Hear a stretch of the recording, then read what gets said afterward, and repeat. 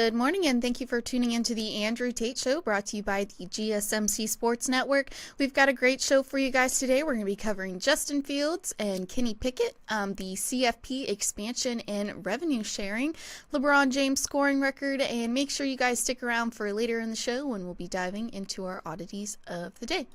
Before we start, I'd like to ask that you guys like and follow the show. Also, we get a number of questions from viewers that come in during the show, so to ensure that your question gets read on the air, I ask that you use the tips and donation link with your question.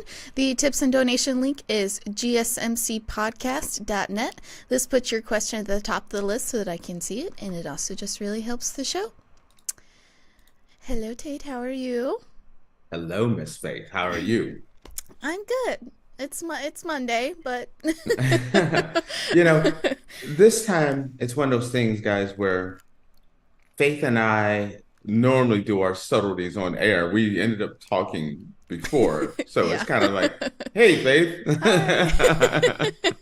I already know about your weekend and how it was and things. So normally we do that on air, but today we had a little extra time, so we ended up talking off air.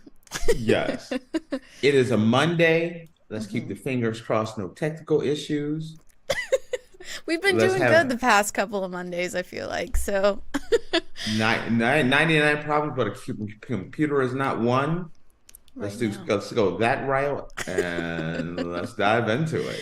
Okie dokie. So the NFL had a busy weekend. The Chicago Bears.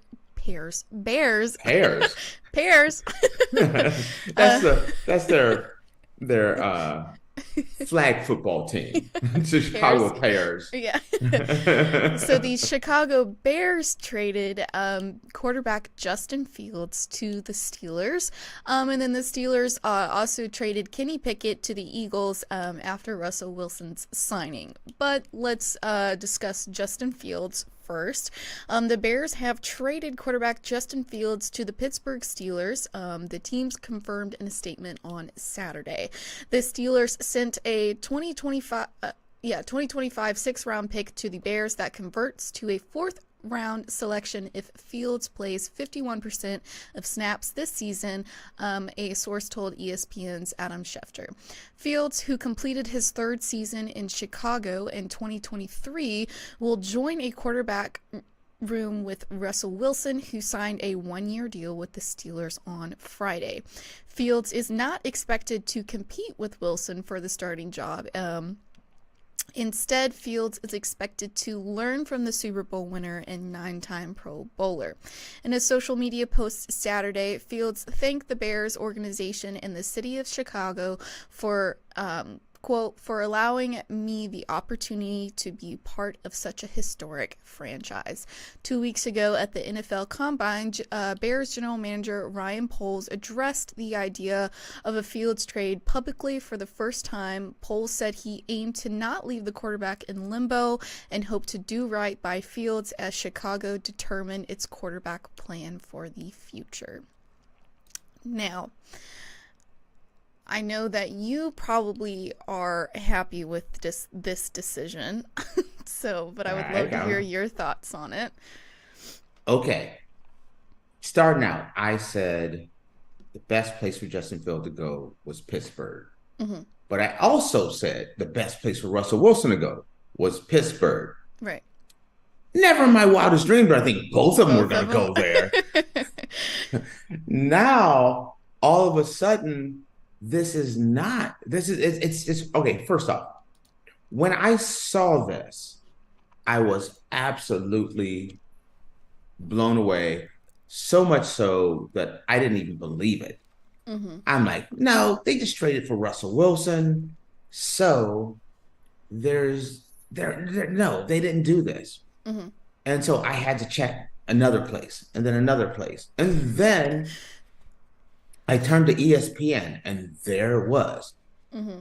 And I was like, what in the hell has happened? I'm like, how did this go down?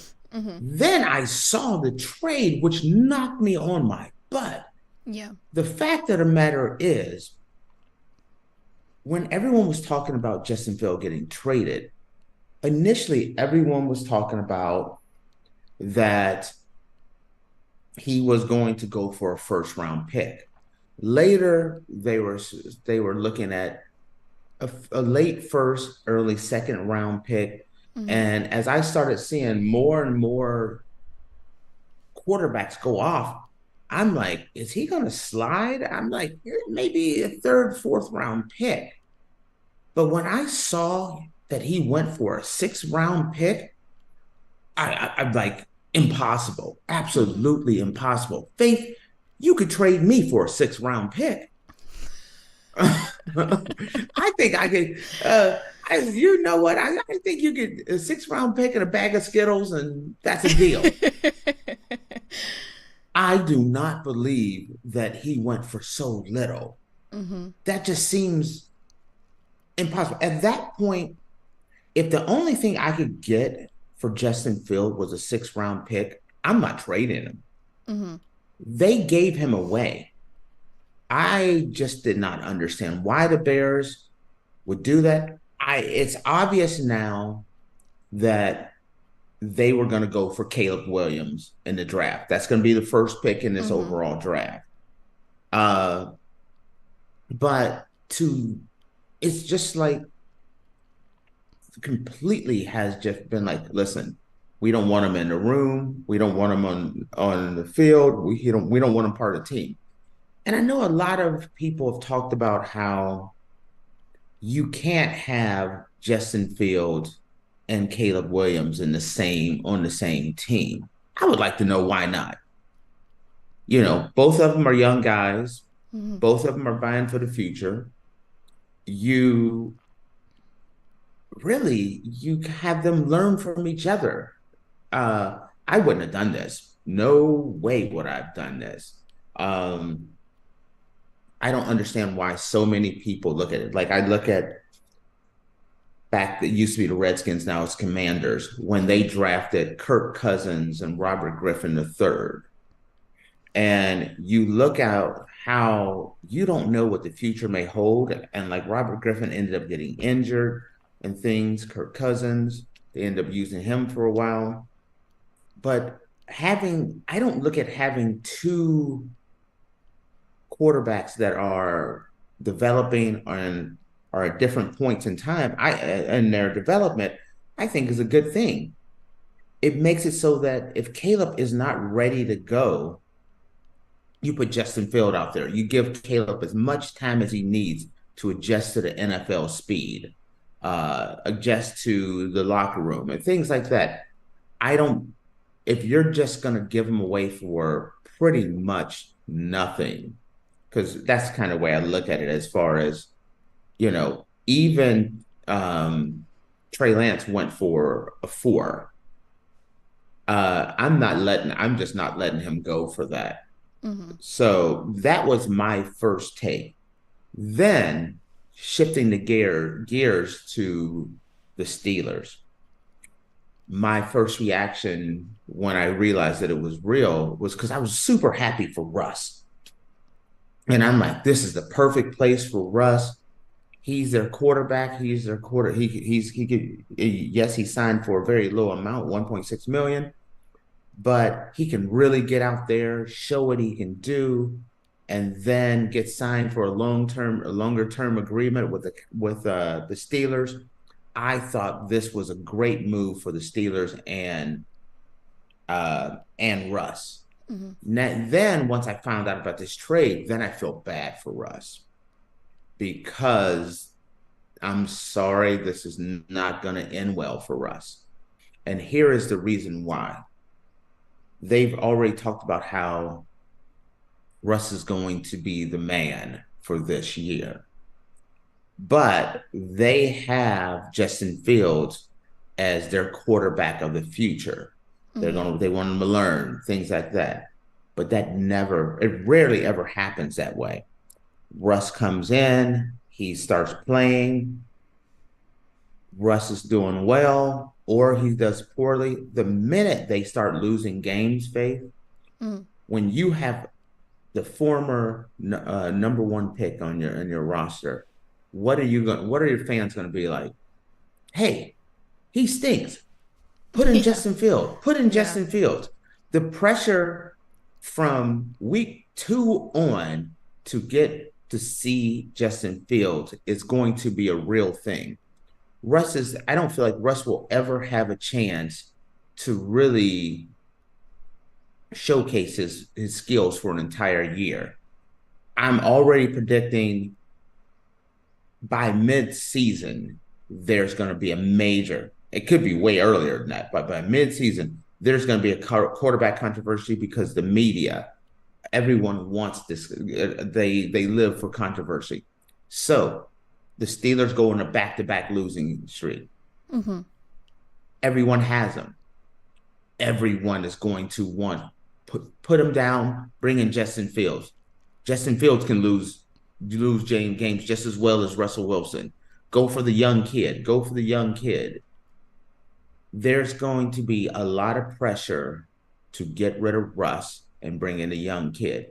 It's kind of like when New England had Cam Newton after Tom Brady left, and they brought in Mac Jones. Training camp, instantly, everyone wanted to know Mac Jones. They want to see Mac Jones. They want to see Mac Jones. There was so much controversy, so much going on. Eventually, Cam Newton was released. Mac Jones became the starter because everyone wants to see what the young guy can do. He's the new shiny toy. Mm-hmm. Russ is okay. You got a Honda Civic that you've been driving, but you just got delivered, your new Mercedes. Mm-hmm. And you're driving around. Everyone's like, dude, don't pick me up in the Civic. Pick me up in the Mercedes. Am I right? He's that young, flashy, sports car. Mm-hmm. That's the way I see it. I don't think this is going to be a great place. And Russ, the consummate professional, he's like, let's go. That quarterback room is going to be amazing and things like that. But Russ has to know all the pressure's on him now. Russ had a good year last year. People don't realize it. Look at the numbers. Russ's year was a good year. It wasn't a great year, but it was a good year. And he just ended up in a bad situation because Sean Payton really didn't want him there. That wasn't his guy. Well, guess what? It's the same situation, but the difference is Russ is only making $1.6 million. So there's no, hey, we have to pay this guy. Mm-hmm. With the pressure coming on, Russ could still have an even better year than he had last year and still get benched or still get released because people in Pittsburgh, people in Northeast Ohio, that's that whole area is the Pittsburgh, Cleveland area. I grew up there. They're going to be clamoring because everyone's going to want to see Justin Fields. Also, that Pittsburgh, Northeast Ohio area where that fan base is at, like I said, I grew up there. That is Ohio State country. Mm-hmm. And Justin Fields, being an Ohio State quarterback, is absolutely loved in that area. So you have, the prodigal child coming home. Russ is not their future. What do you see when Russ starts losing a game? Pittsburgh's not good enough to go, 13-4 or something like that. Pittsburgh's going to lose games. Mm-hmm. Even with Russ, they're a 7 to 10 win team, meaning there's too many losses in there. They're going to want Russ out. The fans, the media are going to want Justin Fields in. It's a bad place for Russ right now. Mm-hmm. Do you see that, especially when you look at the area? And like I said, I grew up there, born and raised in Northeast Ohio, on the border with Pittsburgh. Mm-hmm. They're crazy. There's pretty much two types of fans, either the Browns fans or either the Steelers fans, but they're all Ohio State fans. And Justin Fields is an Ohio State quarterback who is loved. Mm-hmm. Who are you going to want to see? So essentially, like it's good for Justin Fields, but bad for Russell Wilson. It's a really good situation for Justin Fields because right now he is brought in as the backup. You get a possible Hall of Fame guy to work with. I think that's ingenious. He can learn from Russ. He can go through an entire training camp with Russ, how Russ prepares, how he reads film, what he's doing. So he could learn from Russ. He can watch Russ. He can do pretty much, he's a more athletic Russ. And so I think that's a nice pairing. If they stuck with this plan though, of this whole year is Russ's team and we're not starting him, I think it would be absolutely ingenious. Yeah. Now, real quick, I'm gonna touch on this. Faith just asked me about Kenny Pickett. So she was all sneaky on this one, but I'm gonna touch on it. Real quick.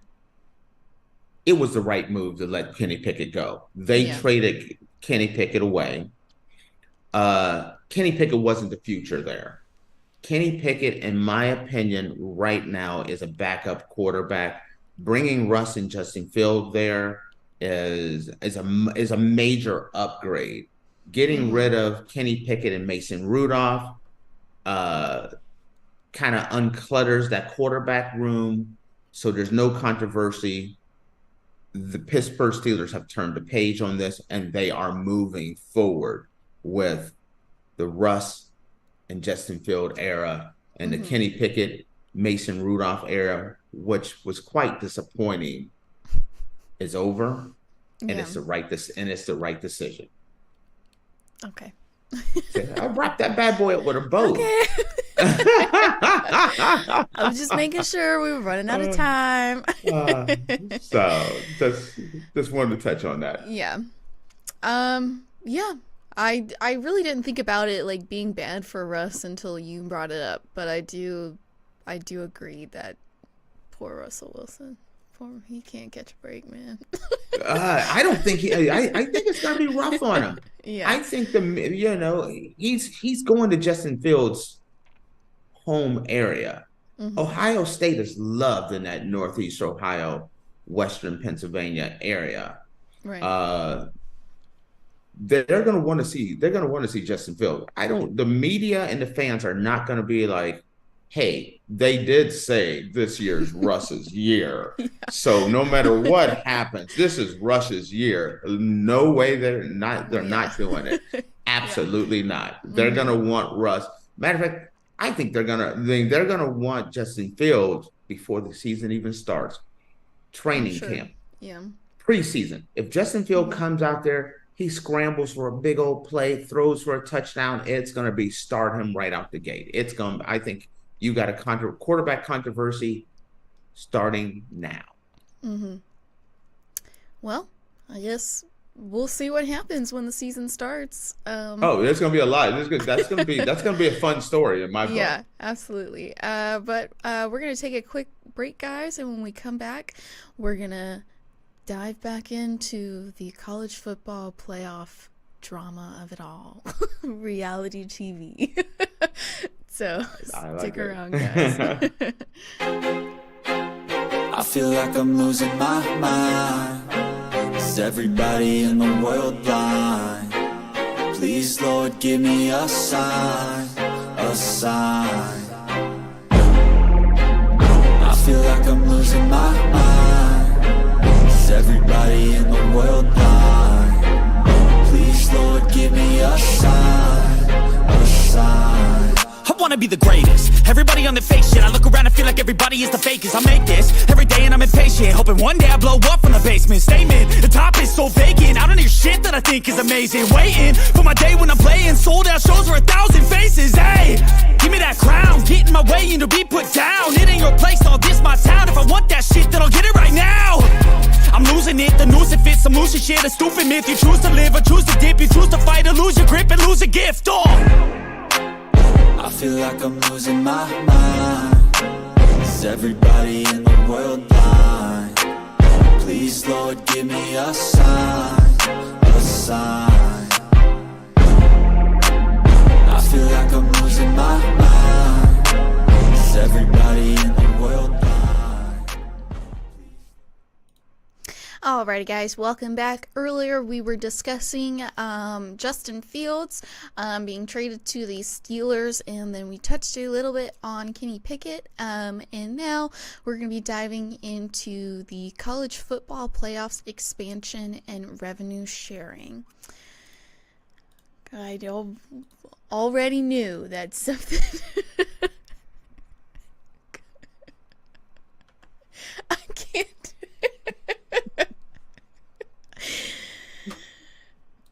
Tate needs to have his Zoom chat taken away from him. I'm assuming that Tate is hungry and needs a snack. Because I just got a message that's all caps, feed me.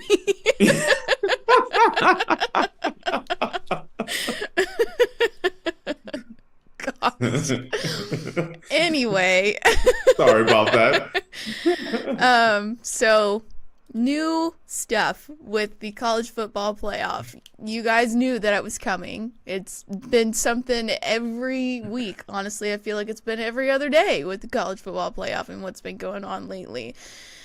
So the landscape of college football is undergoing a systematic shift with the recent unveiling of revenue sharing splits from the new college football playoff media contract. The distribution model reveals a significant disparity, with the Big Ten and SEC slated to receive 29% of media revenue annually, amounting to over $21 million per school. In contrast, the ACC is set to receive 17%, approximately $13 million each, followed by the Big 12 at 15%, $12 million each, and the Group of Five conferences collectively receiving 9%, which is $1.8 million per school. This revelation underscores the financial implications for individual conferences and schools, with substantial variations in revenue allocation. Moreover, it raises questions about the potential impact on competitive balance, resource allocation, and the broader sustainability of college athletics. Man, if I was the Big 12 and the Group of Five, I would not be very happy right now. No, I would be heated. I mean, the ACC, I'm sure, is a little upset as well, but I don't feel like they have enough room to talk because they're getting more money than the Big 12 and the Group of Five. So, okay, I don't know if you've ever seen the movie Friday with Ice Cube and all that. Probably not in your wheelhouse. I've heard about it, but I have not seen it. No, But I feel like the Big Ten and the SEC is like Debo riding on that bike, and you hear the wheels squeaking, you hear the music dun dun dun dun, and it's kind of like, what you got on my money? What do you got on my? You know what I mean? Because they took it all. They sure did. It was like, sorry, punk, give me that chain. They took everything. Yeah. $21 million per school. How many schools are in these two conferences? Let's see. The Big Ten has 18, and I think the SEC has 16. So they took all the money. Jeez, please. It works out to almost 60% of all the money goes to the SEC and the Big Ten. About 30% each, almost. Yeah. That doesn't matter. The way this is set up, let's say the Big Ten and the ACC's like, nope, we're not playing football this year. They got guaranteed. It doesn't matter if none of their teams made the playoffs. Let's say it was a really bad year for both of them, and only the Big 12, meaning only the the SEC and the Big Ten champion got in. Let's say the the ACC and the Big 12 are killing it this year. Get down to the Final Four, you got two ACC teams and 2 Big 12 teams, and the championship, it's a Big 12 championship. No one cares. 60% of that money still goes to those 2 conferences. Yeah. What people don't realize is, okay, this is a flat guarantee. $21 million per school for all Big Ten and SEC schools. $13 million for all ACC schools. $12 million for all Big 12 schools. And $1.8 million is divided up among the group of 5, which is way more than everyone else. There's one caveat for this. That 9%, that's the Notre Dame gets. Yeah, I was about to ask about Notre Dame. Okay, Notre Dame, let's say Notre Dame doesn't have a good season, then they get part of that group of 5 money. But if Notre Dame makes the playoff, they're guaranteed they get more money. So the least amount of money they would get is what the Big 12. That's the least amount they can get. So they're the only one with a special stipulation. I don't like this. Can't do anything about it. This thing is signed, sealed, and delivered. But do you notice there's something that if you listen to Faith, if you listen to me, we haven't said? There's no like, hey, you get this much money for making it, which I think they should have done. You get so much for winning your first round game. You get so much money for winning your second round game. You get so much for making it to the championship game. And you get so much for winning the championship. That's not there because there is no extra money.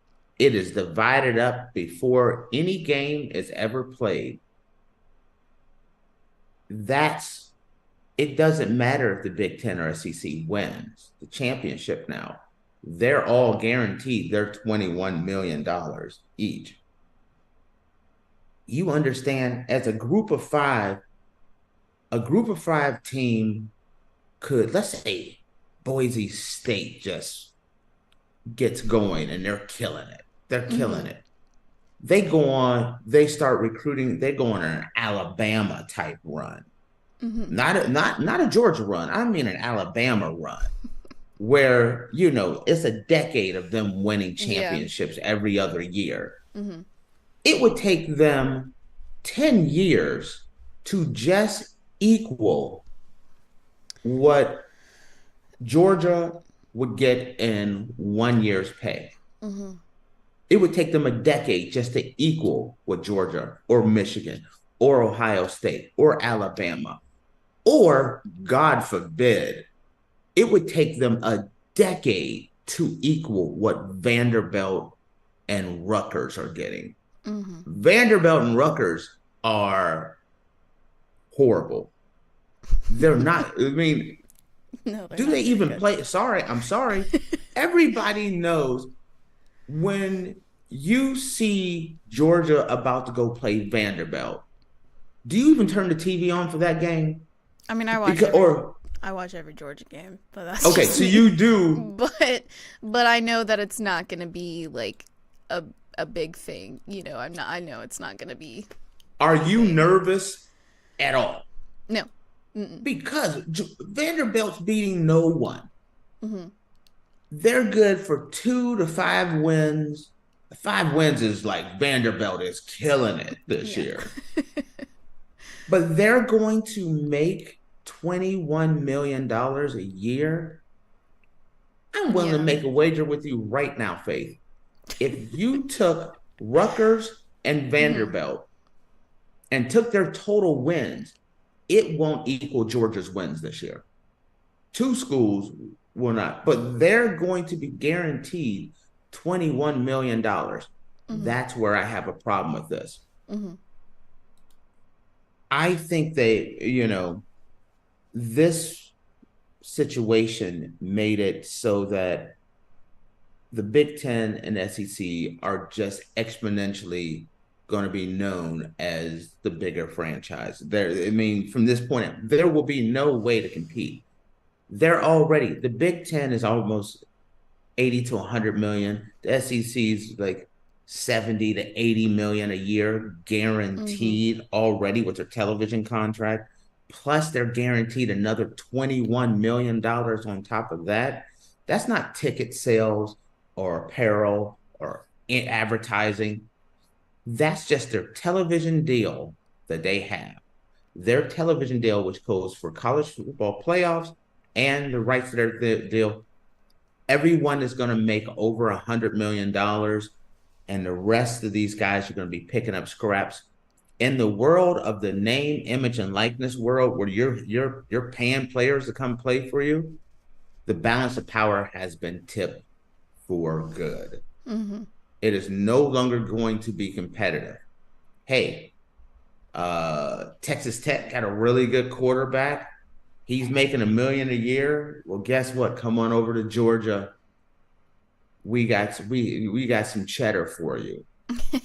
And we're not talking about the kind you slice. You know what I mean? There are opportunities now for them, for the Big Ten, and what they've done is pretty much guarantee that supremacy for forever with this contract. Now, this isn't over, because one thing they haven't decided on is the playoff format. They needed to take care of this. They haven't done that yet? No. As a matter of fact, everything has changed on that one. They had a deadline. They had to get this television money taken care of before ESPN pulled their offer. So now they have the money. Now they have to decide. It was where there was a model where it was the Big Ten and SEC got 3 teams in. The ACC and the Big 12 got 2 teams in, and then the Group of 5 could get people in as well. Well, that's what they've been kind of fighting over. And I kind of feel like the ACC and the Big 12 rolled over on the money to get what I'm predicting is going to be now, which is 5 automatic bids. The top 5, I don't think it's going to be guaranteed. Like, I don't know if they're going to have any guaranteed spots now, but the top 5 conference champions, and then the 9 at-large bids.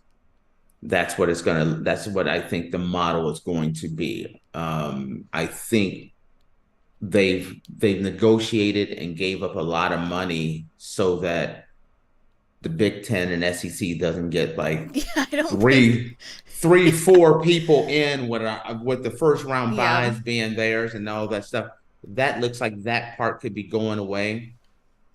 At worst, I could see a model where the Big Ten and SEC gets 2 teams in, and the ACC and the Big 12 gets 1 team in automatically. Something like that. But no, we'll be talking about that probably this week. Yeah. And I definitely don't see like how the format first came out. I don't see that being what it's going to be. Because I'm sorry, Big Ten and SEC, you can't be getting over $20 million per school and then expect automatic automatic stuff. Would it surprise me if it ended up being all 5 conference champions get a bid, plus the Big Ten and the SEC gets 1 extra bid, automatically guaranteed? Wouldn't surprise me. And Faith, when you think about the fact that this whole Big Ten, this whole college football story It's finally coming to an end because they finally decided on money. Think about this. Now they have to figure out the format, right? Florida State is still trying to get out of the ACC. Now there's talk of the Pac-2 or 12. They're not 12. They want to start coaching teams and create a basketball conference, football conference first.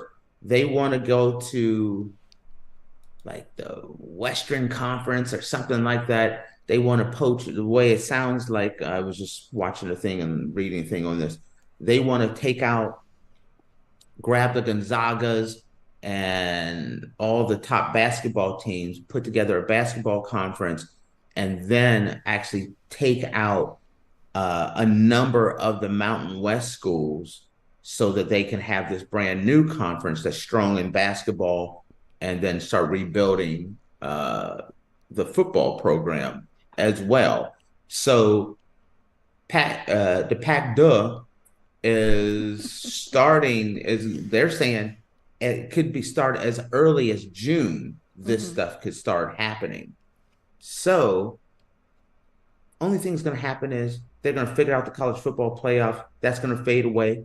Florida State's going to rear their ugly head, and they're going to try to figure out Clemson and what's going on with the ACC. And then the Pac-12 is going to start doing their thing. This is going on all the way till kickoff of the college football season. It is not going away. Yeah. Well, I sincerely want to apologize to the who are you apologizing to? The Big 12 and the Group of 5. I mean, it's not my fault, but I feel bad for them, you know. Well, when you start thinking about the new library getting opened up on Georgia's campus out of nowhere, you'll know where some of that money came from. That television deal.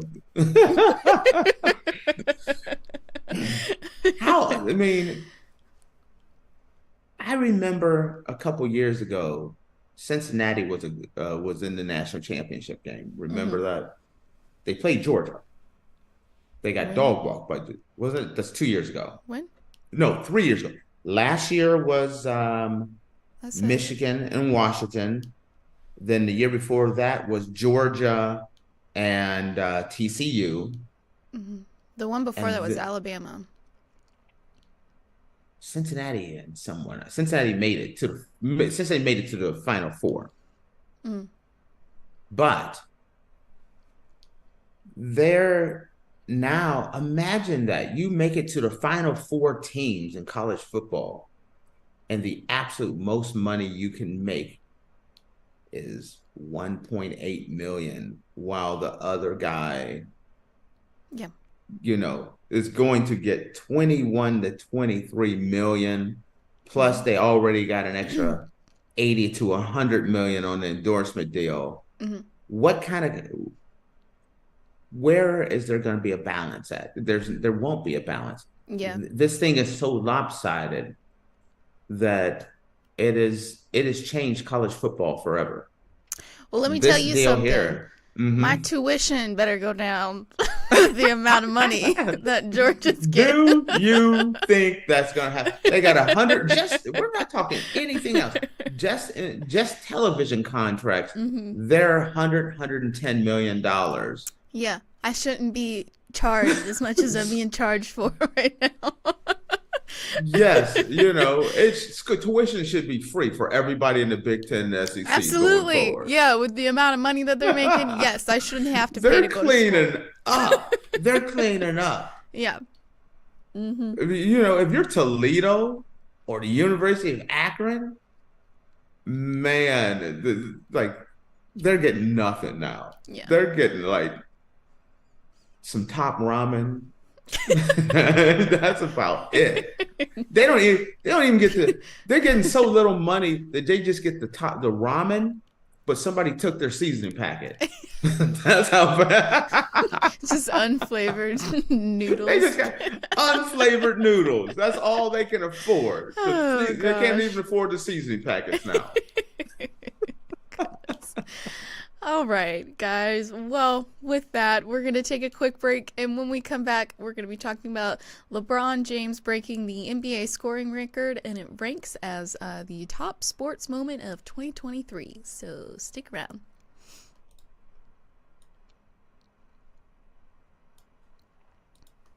For the best and latest podcasts available anywhere, go to the podcast app on your cell phone and type in GSMC to access free content-rich podcasts on health and wellness, book reviews, sports, entertainment, relationships, social media, movies, technology, finance, and even weird news. Subscribe and download the GSMC Podcast Network's family of shows, available everywhere podcasts are found.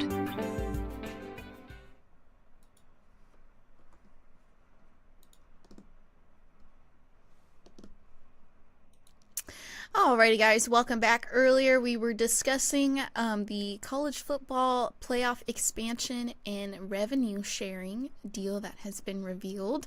And now we're going to be discussing LeBron James breaking the NBA scoring record, ranks as the top sports moment of 2023.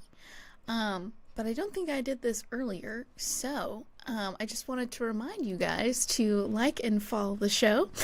We get a number of questions from viewers that come in during the show, so to ensure that your question gets read on the air, I ask that you use the tips and donation link with your question. That link is gsmcpodcast.net. This puts your question at the top of the list so that I can see it, and it also just really helps the show. I normally do it before our second segment, but I don't think that I did, so... I think I forgot. Wow.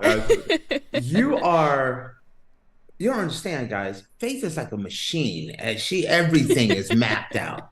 Everything on the show, everything in her life. Mm-hmm. It's like these dominoes, they're all set up. She knocks one down at the time. Yeah. My life is completely on my planner.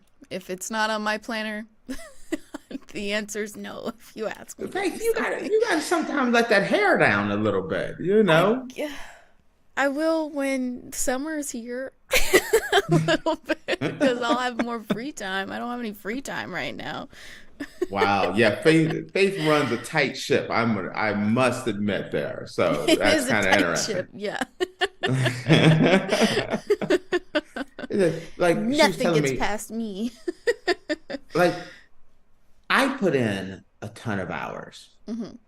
but I have wiggle room here and there. Faith is like from 8:05 to 8:15. We're doing this. From 8:15 to 8:45, we're doing this. Yep.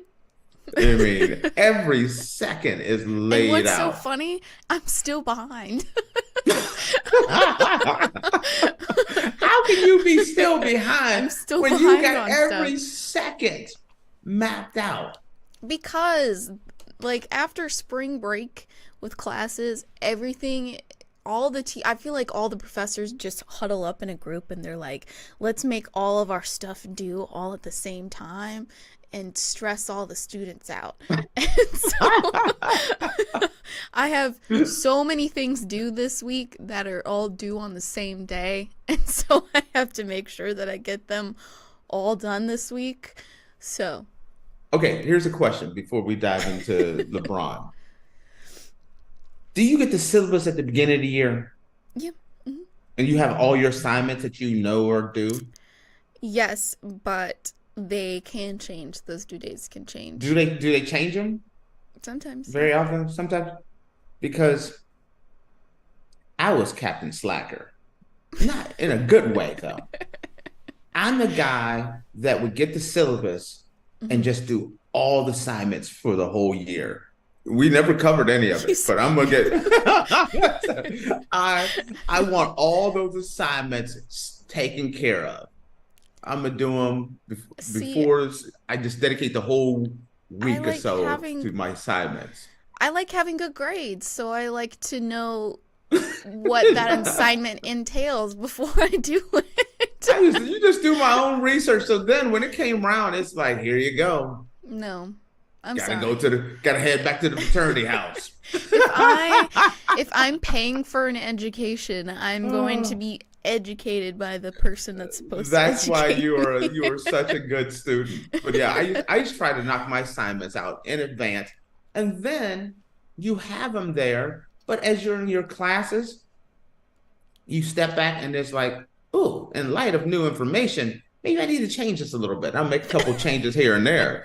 But that sucker is done. I like to get my stuff done and just ahead of time. That way. Sometimes I'll get something done like 2 weeks before it's I'm due. done. I'm done before this year even starts. just in case there's a party going on, I need to do a road trip or something like that. I could just drop my assignment off. Here you go, nerd. Here you go, teacher, Professor Becky. This isn't due for 2 weeks. I won't be back for at least 3. See, I still am. I'm working on it. I used to be a huge procrastinator. Like last semester, I had a 10-page paper. I had a 10-page paper due last semester for one of my classes, and it was like a big, that was the end of the semester thing for us, was the 10-page research paper. And I put it off until like 4 days before it was due. We are so opposite. And then one day I was like hunched over on my computer writing. I wrote a 10-page paper in one day, and I made like a 96 on it. Faith, I'm going to do that same 10-page paper maybe in a day, 2 days, but I'm doing it at the beginning of the year. I go into my cave, I'm knocking that sucker out. Then when it comes around, maybe I'll look over it one more time before it's time to turn it in, maybe some new information. But there's no pressure because I've already, Tate, are you gonna be want to get together and do the paper? Dude, I'm done. I'm going to the club this weekend. Yeah, so even though I have my life planned out, I still have some procrastinating tendencies. So I think that's why I'm a little behind this week. But is that why you're so regimented? Because you're so because you're a procrastinator? I used to not use a planner, but then I started this, and I was like, I have to know, because I'll forget, because I have 3 things that I have to worry about now. I have school, I have work, and then I have this. So I'll forget if I have a shift this weekend if I don't put it on my planner now, just because I have so many things going on all at the same time. So, wow, yeah. I'm a to-do list guy where I'm like a soldier. I'm knocking this wall down. I'm getting rid of all my issues. Yeah. I want them done and behind me. Mm-hmm. I'm not wired to do this whole procrastination thing. I can't do it. I just want it done so I know it's done. This is why we're so opposites here. So anyway, we got a story to talk about. Yeah, we do. Okay, so LeBron James breaking the NBA scoring record ranks as the top sports moment of 2023 at Los Angeles Sports Award. So, if you guys didn't know already, LeBron James became the first NBA player to reach 40,000 career points. And I think Kareem Abdul-Jabbar held the record first with 38,000. I think somewhere around there. 38. See, I had 38 in my head. I'm like instantly Kareem. Yeah. Yeah. So the 19th annual Los Angeles Sports Award were recently held, and Los Angeles Lakers superstar LeBron James was one of many athletes honored on the night. The LA Sports Award unveiled their top 10 sports moment of 2023, and LeBron James, surpassing Kareem Abdul-Jabbar to become the NBA's all-time leading scorer, was tied for top overall spot along with the El Segundo Little League's All-Stars, winning the Little League World Series over Curacao. I don't know about that Little League. I don't either. Gamer. I don't either. I didn't know Little League got. It's a nice story that Little League tied and everything, but I don't know about it. I'm gonna be honest with y'all. So LeBron's moment took place last February as the Lakers took on the Oklahoma City Thunder. In the third quarter of the contest, James drove to the middle of the lane and hit a fadeaway jumper to set the new record of 38,388 points. Abdul-Jabbar had been the NBA's all-time leading scorer for 39 years, and many thought that mark would never be broken.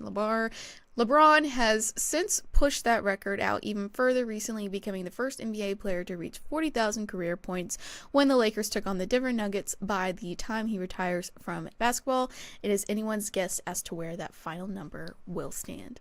So, okay, good for you, LeBron.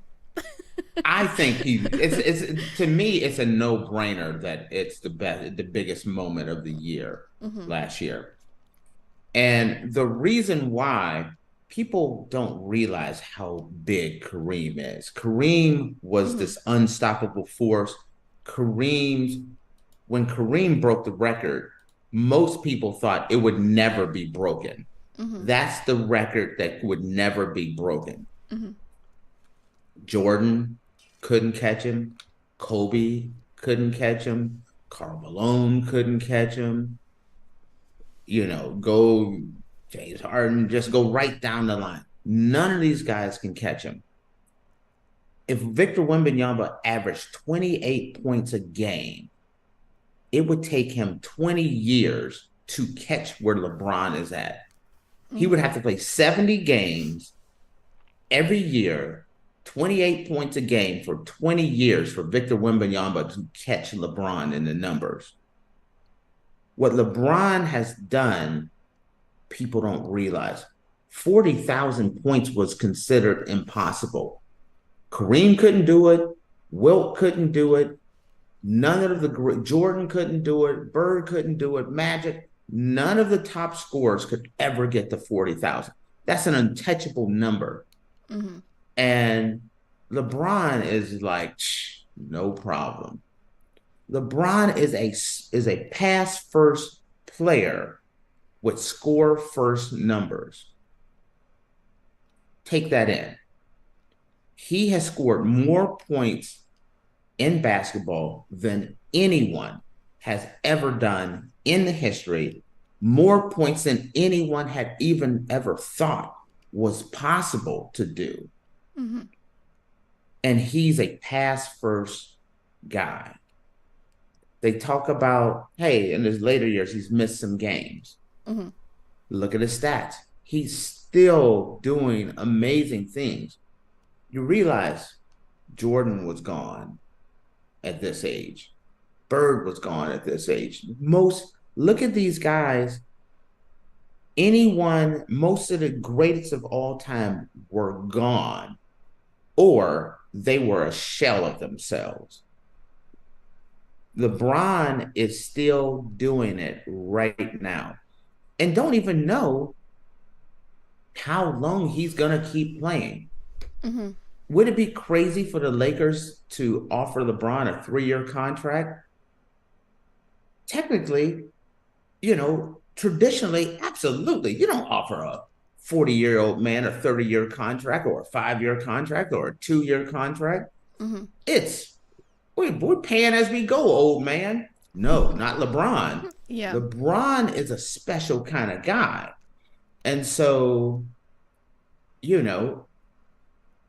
you can pay LeBron and still expect that LeBron's going to still be a factor in the NBA this year, next year, the year after that, and possibly even the year after that. He has taken care of his body like no one else has.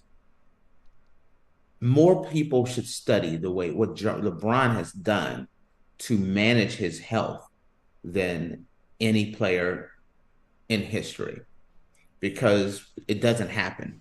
And for most people, they don't realize the greatness that LeBron has reached. What people don't realize, that they're seeing kind of like your grandparents. Oh, I remember when the moon landing, when they landed on the moon. The moon didn't land, but we landed on the moon. I remember when the moon first landed. You know, these are major moments. The U.S. hockey team winning the gold medal. Well, people don't realize, I remember when LeBron scored 40,000 points. That is not looked at enough because it's something no man has ever done. Yeah. And not sure if it's gonna be a long time before someone passes LeBron, especially if he plays 2 or 3 more years. So that's kind of why I think it was the moment of the year. And it is a very special moment in the history of sports. What LeBron James and Tom Brady has done are second to none. And it's quite amazing. Do you see LeBron playing another 2 or 3 years? Why not? I could see LeBron could easily play 3 more years. Would I be shocked if you told me that 43 or 44-year-old LeBron is still suiting it up, scoring? You know, and if LeBron wanted to play as long as possible, you know, and change his role, absolutely, I could see LeBron playing longer. And I can't see that for anyone else but LeBron. Yeah. You can't be living the life of some basketball players, doing some of the things that some of these players do, seeing how some players, I'll say it sometimes, like James Harden. No throwing shade at James Harden. But James Harden has been known to get out of shape sometime in the off season. Hitting the strip clubs, hitting the food hard, partying a lot. That's not LeBron. LeBron is a consummate professional, taking care of the mind, body, getting ready for the season, and it has really paid off. So yeah, it has. I'm 22, and the thought of running around on a basketball court all day, it just you know, I did yesterday we do a walk around the town that we're in. And it's up hills and everything, and there's stairs down the cliffs and all this stuff. So we end up doing about 4 miles and hiking, going around the town. 4 miles will wear you out. Yeah. When you look at what some of these athletes can do, it's amazing. When you look at what LeBron can do, it's unreal. It is unreal. So yeah, he got I think they made the right decision. Yeah. Congratulations on the Little League team. I'm sorry I missed that. Yeah, I don't know what that's about. I may have to go and look that one up. Props to you guys, though. I have no clue who you are and what you did. So I wish y'all the best. I'm going to go look it up just so I can say. Oh, yeah. All right. Well, guys, we're going to take a quick break. And when we come back, we're going to dive into our oddities of the day. So stick around.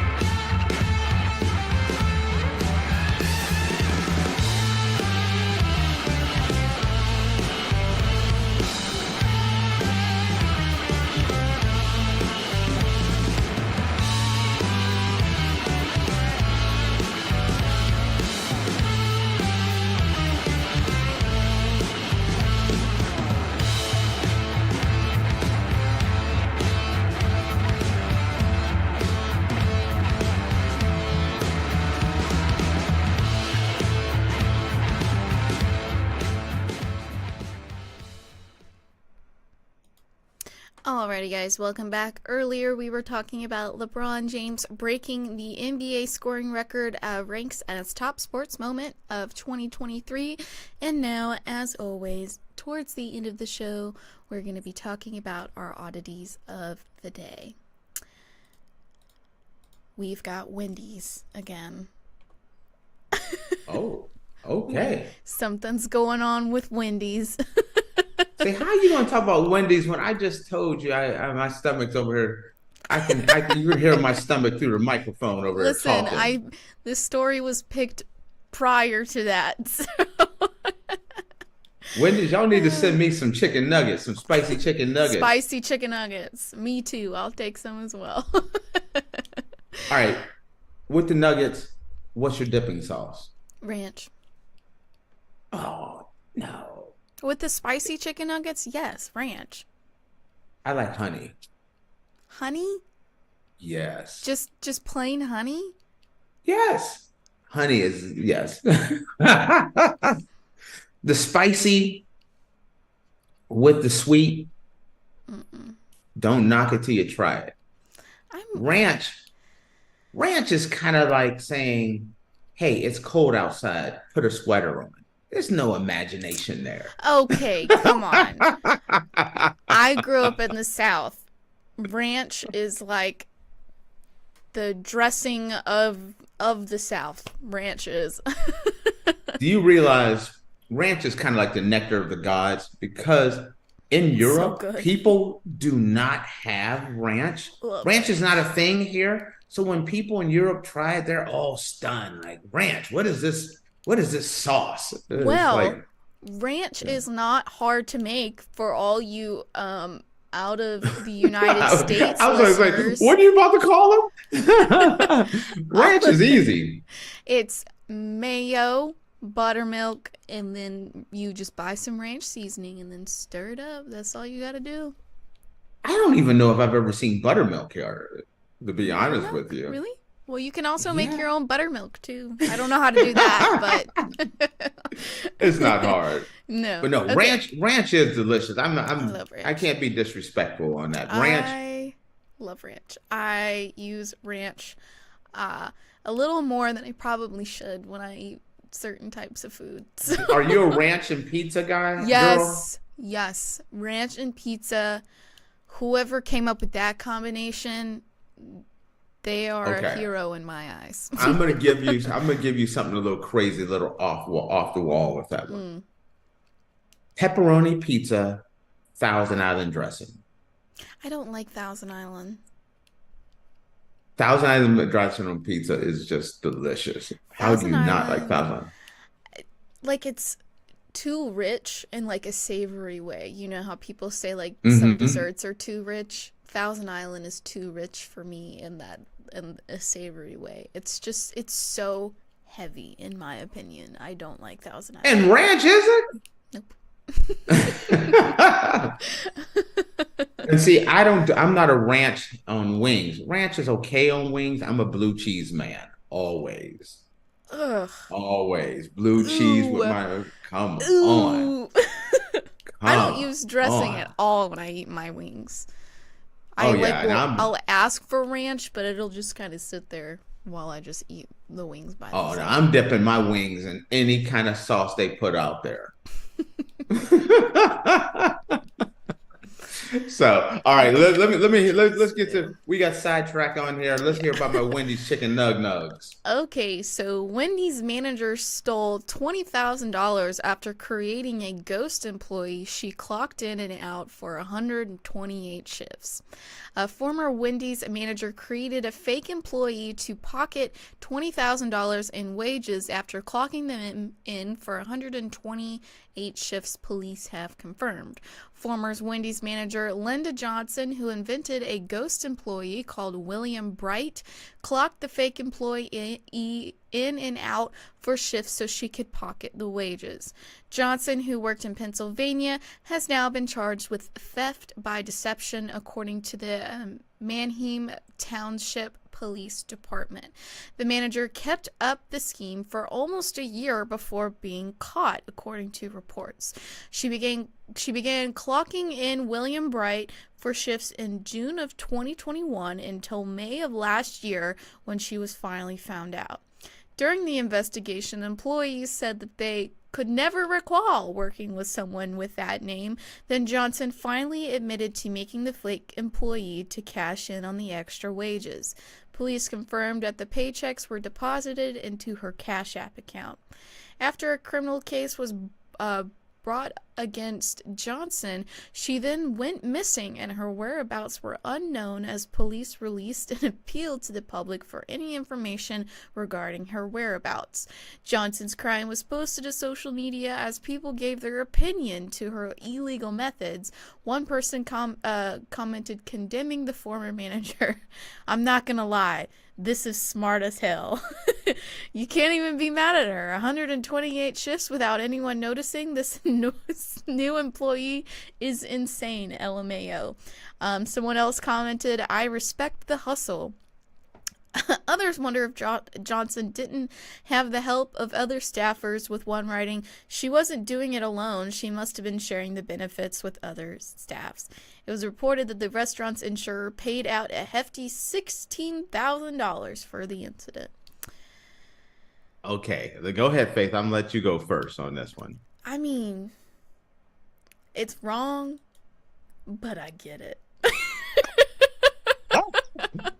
Ladies and gentlemen, this is how Faith goes to but prison. I get it. I would never, I don't know. Maybe I would do it if I was really strapped for cash. Who knows? But, I mean, minimum wage is not a affordable paycheck to be living on. And yes, she's a manager, so she's probably making more than minimum wage, but it's probably $2 to $3 more than what minimum wage is. So, and even that you can't really live off of. I tried. I have tried to live off minimum wage, and it just, you can't. Not you with can't do it. Not with how rent has been lately, and inflation, and groceries being as expensive as they are, and gas being as expensive as it is, and like, you know, buying clothes and shoes and all of that good stuff. Like, you can't live off of minimum wage. You just can't. So like, I get it. I get it. 128 shifts too. Good for you. Good for making it that long. My first thing when I heard this, a few things popped in my head. The first one is William Bright works all night. He's just, you know, he's taking all the late shifts. Yeah. That's ingenious. Mm-hmm. I'm not condoning what she did. Not saying it's right. This isn't like the gas card one where I'm like, no, she didn't break a law. This is illegal. But this is illegal. Kind of the same thing, isn't it? No, it's not. But this is like you're clocking them in.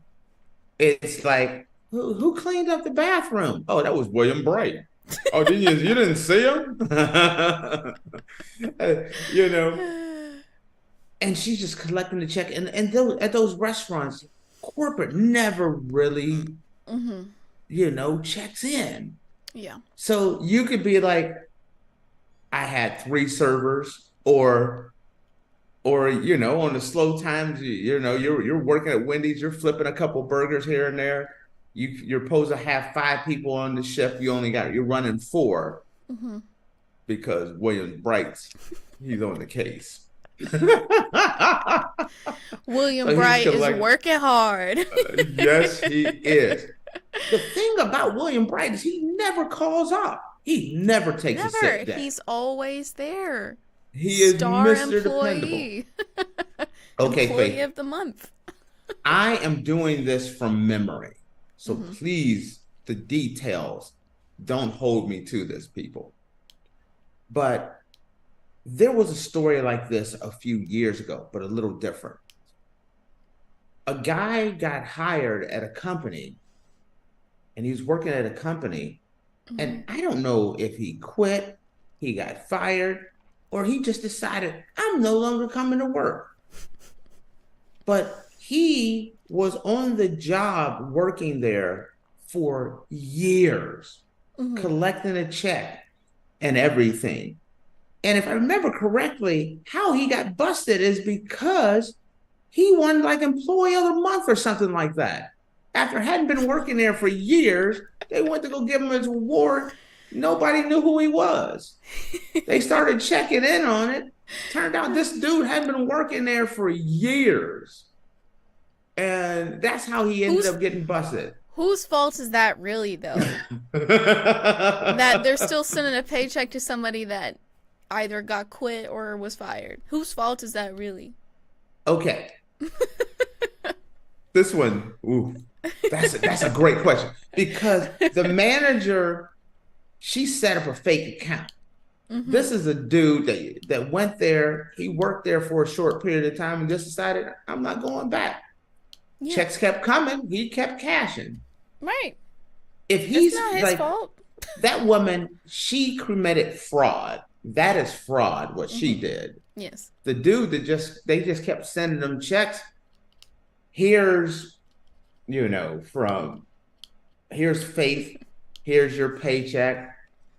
Bam. Send it to you. Another one. Maybe it's even direct deposit, so you don't even have to take the money out. Is that theft? It's kind of like the guy that set the deposit slips on the bank and just wrote them out to his account. And like all these people just started depositing money into his account, thinking they just took the deposit slip off the bank thing and just wrote down the money and gave him the money. They deposit right into his account. Is that theft? Seriously, is that the other person we already know, the Wendy's employee, you committed fraud. You going to jail, lady. But the dude that just because the guy that wrote down the deposit slips, he clearly wrote down his name and his account number. People just took it and wrote the deposit amount and gave them the money. So he did not commit fraud, and how he got off with it, I thought we covered this one. But when they took him to court and they went to arrest him, they were like, hey, he didn't fraud anyone. His name was on it, this and that. They chose to do this. So they tried to go after him for taxes, like tax evasion, and he had filed taxes on all that money. So he got all that money free. He covered all the books. He filed the taxes on it, everything. So the bank guy got off on it. He robbed the bank scot-free and never got in trouble for it. I think the guy that worked at the office, he got busted and got in trouble on that one. I don't think he should have gotten in trouble for that. That's the company's fault. That's not that guy's fault. You gotta find that story. You gotta find that story. I gotta. That actually happened. But yeah, he just, until he won like Employee of the Month or something like that, that's when he got busted. And do you understand what kind of slackers he had to be working with? Number one, these losers didn't even realize that he stopped coming to work. Number two, their work was so bad around him that his non-work was good enough to win Employee of the Month. How bad was everybody else's work that he became Employee of the Month? Like, screw it. He's the only one that didn't screw up. Everybody else screwed up. Everybody else got negative scores. He got a 0. So,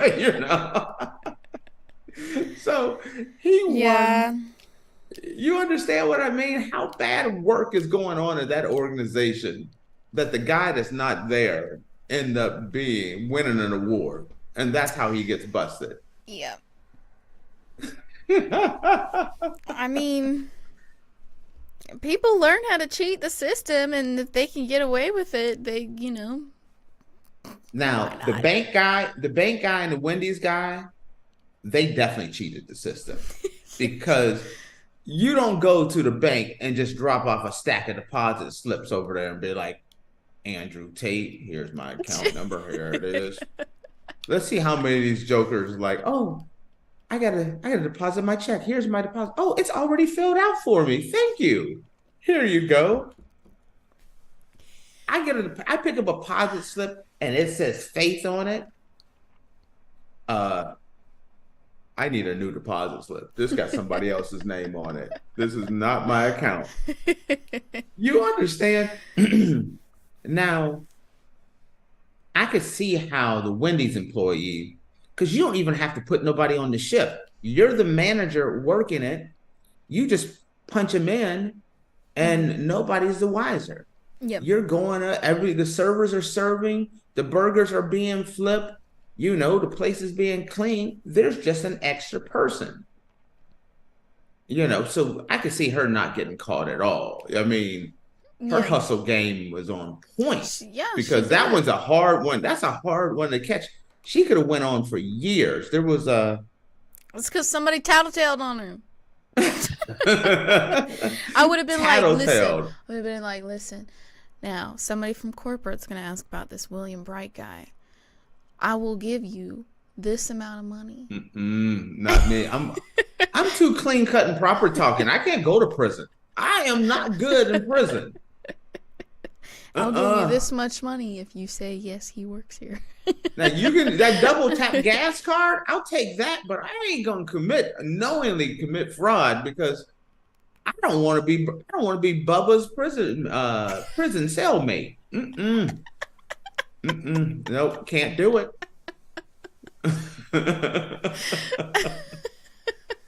I am not committing fraud. And like, if you find a story that I'm in trouble, it's because I didn't know any better. I am not committing. I didn't do that stuff on purpose. Because I am way too proper talking for prison. Can't do it. Oh, come on! You train for MMA. You can't. Nope. I told you, Faith. I'm now 54. I can't even whoop you. I'm good. Listen. I can be held for about 30 seconds to a minute. Then I'm all out of shape. I'm winded. My back hurt. My neck and cricked up. Then I'm in trouble. Well, normally you wouldn't have any issues, I don't think, with a white collar crime anyway. So it's more of the... I'm not taking any chances.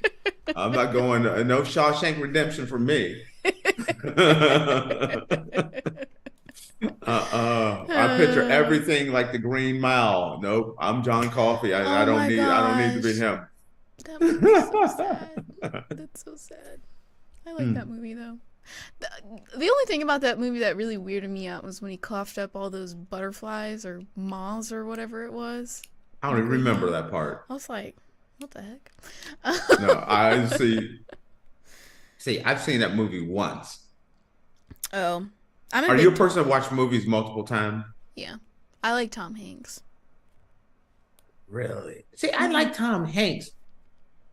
That's not a movie. That's one of those movies, those depressing movies. I don't need to watch them there. Sometimes you just need a good cry, So you put on a movie that is going to make you cry, and then you get it all out, and you feel better afterwards. I don't need a good cry then. I'm sorry. Everyone needs a good cry every once in a while. It's Tuesday, and I need to watch Titanic. Come on. Okay, see, I like Titanic, and I've seen it a couple of times, but Titanic is too long to, have that be my designated cry movie. My designated cry movie, The Notebook is one of them, because The Notebook at the end, oh my gosh, I bawl every time I watch The Notebook. And then The Fault in Our Stars is another one. And then I actually just saw My Best Friend's Wedding for the first time yesterday with Julia Roberts, and that one made me cry too. Oh my gosh, I cried yesterday. I teared up on one movie in my entire life. Entire life. And it's the dumbest movie ever. What is it? What movie? Granted, okay, I was only 5. So I was a little kid. Okay? So don't hold this. That was 50 years ago. I saw King Kong for the first time as a 5-year-old, and I cried at King Kong. You cried. Dead serious. King Kong. My theory was, as a young little Tate over here, that he was living in the jungle by himself. They captured him, brought him to New York. Oh, and you were sad against about his that? will, and then he That's tried to go. He had to break away and tried to go home, and they killed him. That's kind of wholesome. Do you see that it you cried as a 5-year-old? That's honestly kind of wholesome. That's the only movie I've ever worried cried about at King in my Aw. as a little boy because I was traumatized. I was like, leave him alone. He's hanging out on this little jungle island. He's all cool. He's chilling. He's eating. Tate. Gotta eat 800 bananas just to get a snack on, and then they're gonna capture his ass, tranquilize him, take him to New York, and then he's like, I want to go home, and then they use fighter jets to kill him. I was upset. That's honestly so wholesome. I have not been upset in a movie since then. There ain't never been a movie that made me cry except for King Kong. You know, I've never heard someone cry from King Kong, but no one. you know, do you understand wholesome. the thought? You got to think about it as the thought process of a it. 5-year-old at the time. I understand. I get it. This is the sweetest you've ever been to me, Faith, right here. I get it. This is that moment where it's like, yeah, it's okay. It's just good boy. Just move on. I get it. I get it. But how crazy. You know how shameful it is to admit that the only movie you have ever cried at on your entire existence is King Kong. I can't really say anything because I cry a lot, so I'm a crier. Oh no. Like Old Yeller, Lassie, all those. Old Yeller bawled my eyes out. Marley and Me bawled my eyes out. Yeah, I'm a crier. I'm a big crier. Nope, none of that. King Kong. Get a little soft spot right there. A little lump in my throat. Anyway, we got a little off track, guys, but we're gonna just a smidgen. You learned something new. Both of us, I guess. The affinity for King Kong all of a sudden. This segment is just turned into the King Kong segment. I don't know why. But guys, we're going to close out the show. Thank you for tuning into the Andrew Tate Show presented by the GSMC Sports Network. Your support means a lot to us, so please remember to subscribe to the show and leave a positive review. It really does make a difference. We also invite you to follow us on Facebook, Twitter, TikTok, and Instagram for more content and updates. Thank you once again. Have a wonderful day, and we'll see you tomorrow. Peace. King Kong for life. Go home and watch King Kong. See you guys. Bye-bye.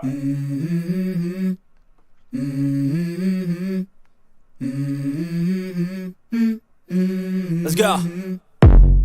I wake up to a little bit of drool on my pillow, feel like it's gonna be a bad day.